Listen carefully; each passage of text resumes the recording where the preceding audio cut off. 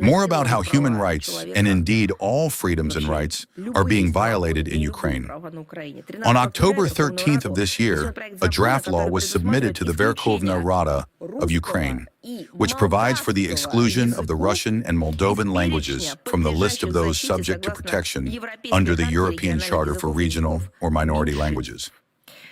We have repeatedly stated that the Kiev and Moldovan regimes act not in the interests of their own population, nor of their culture, but in the interests of their Western sponsors. It is not surprising that today in Kiev, they decided to transfer to Ukrainian soil the decision illegally adopted in March 2023 by the ruling Action and Solidarity Party in the neighboring Republic of Moldova, to replace in all normative legal acts, including the constitution of the country, the phrase Moldovan language with Romanian language.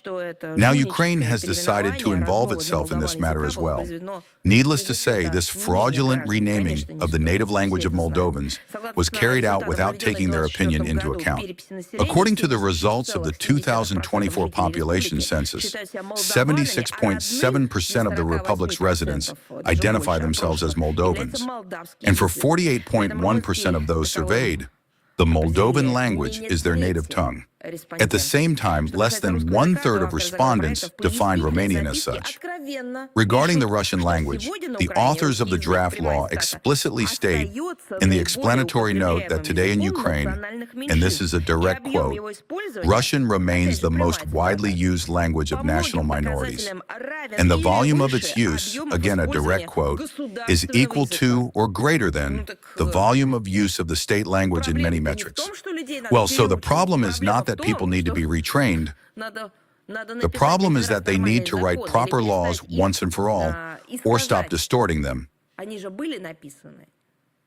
It is necessary to recognize that in Ukraine, the Russian language is the language of communication. This must be acknowledged. But no.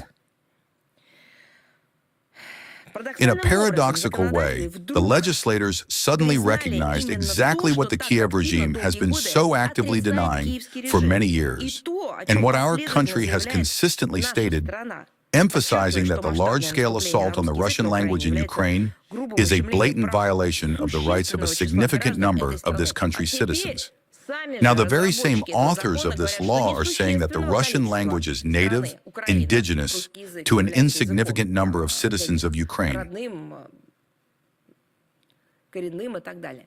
And for the majority of the population, for the majority of Ukraine's population, Russian is the language of their speech and thought.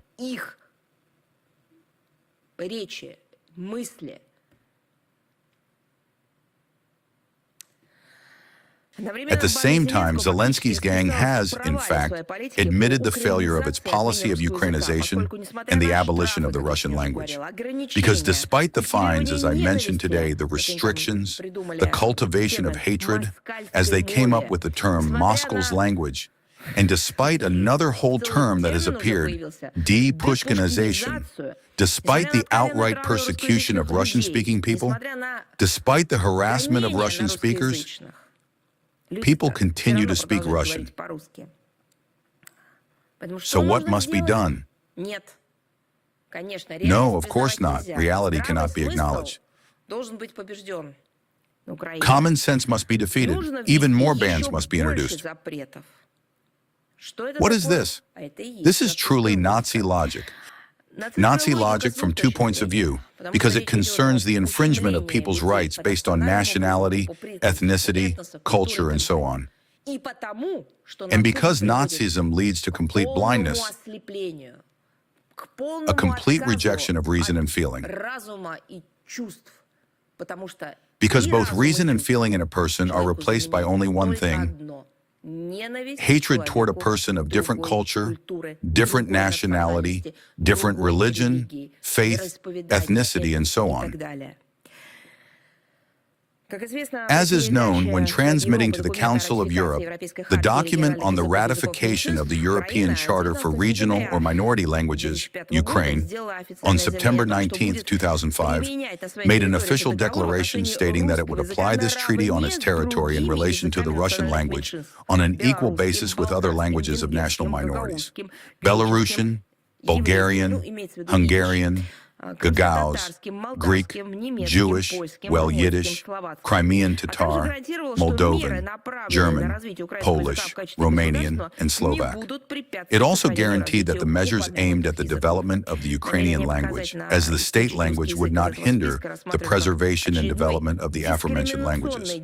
The intention to demonstratively exclude the Russian language from this list we regard as yet another discriminatory stunt, grossly violating the fundamental rights of Russian and Russian-speaking residents of Ukraine, and as an attempt to forcibly change the linguistic identity of the people living in Ukraine. Such actions are clearly incompatible with the spirit, aims, and principles of the European Charter for Regional or Minority Languages and run counter to all key international documents in the field of human rights protection, including the Universal Declaration of Human Rights, the International Covenant on Civil and Political Rights, as well as relevant OSCE commitments. They are also grossly violating the Constitution of Ukraine, although just about everyone in Ukraine has mocked it. Let me remind you that in this very Constitution of Ukraine, there is Article 10, of which the guarantee of protection and development of the Russian language is specifically indicated. It's true that Moldovan is not mentioned there at all. However, those who have usurped power, these very neo-Banderites, Zelensky's anti-people regime, have long been openly wiping their feet on the Ukrainian Constitution.